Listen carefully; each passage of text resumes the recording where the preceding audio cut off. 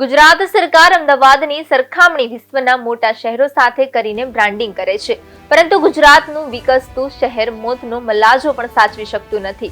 ભાજપ શાસિત એએમસીના મોતનો મલાજો ન જળવાયો ત્યારે શહેરના ઓઢવ સ્મશાન ગૃહમાં અંતિમ વિધિ માટે લાકડા ન હોવાથી એક પરિવારે વાહનના ટાયર અને ગોદડાનો ઉપયોગ કરવા મજબૂર બન્યો.